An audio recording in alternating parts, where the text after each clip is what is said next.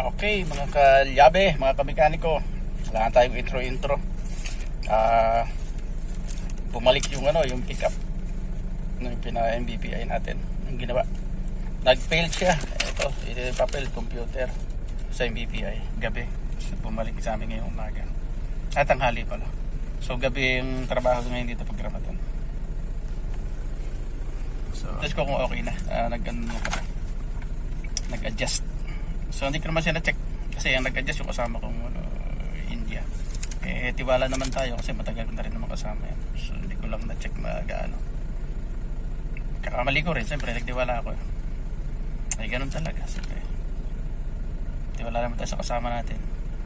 Pero walang problema yan, napakasimple naman. Adjustment lang ng brake shoe sa huli. Kasi ito, ano pa ito, mga lumang modelo pa. Kalimitan naman sa mga pickup, mga brake drum tsaka brake shoe ang gamit, hindi siya caliper. So road test natin to, tingnan ko kung okay na siya. Road test ka.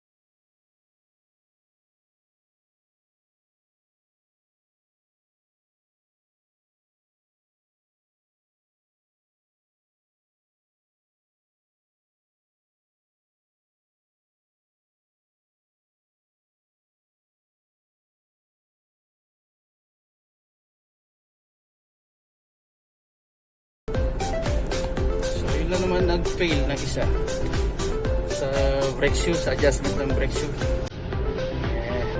Siyempre tiwala naman tayo sa kasama natin na nag-adjust, kasama nating India. So sobrang adjustment niya, masyadong tight.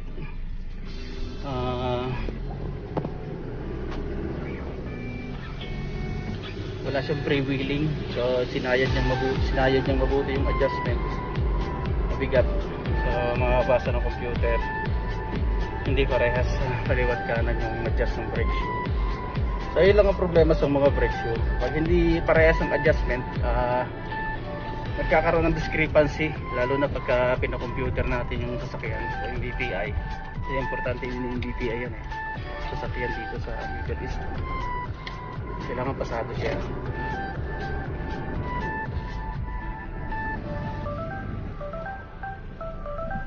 Look to the left, then to the right, tapos diretso tayo.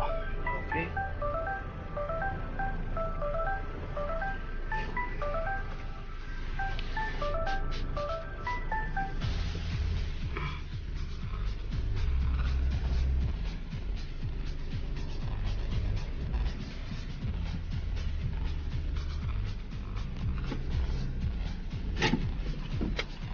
So ito yung nag-fail. Ito sa computer. Ayan. So yan may bilog na yan. Ayan. Brakes. Arabic ang sulat. So ito yung sa brake, sa rear brake. Magkakaiba yung number. So, una 540, 540, 163, 122, then 290, 192, then 54, 37. Hindi natin alam kung ano yan kasi iba na yung Arabic na nakasulat hindi natin maintindihan. Bahala sila. Bahala sila basta ang failed yung sa brakes, rear brake talagay brakes. So yun sa brakes, so okay na. Ipababalik na namin sa driver to India. Ipapasal makakapasado na ito. Yun lang naman, sanay na makabis sa ganitong trabaho. Pag sinabing failed, nakalagay naman yan kung saan yung failed.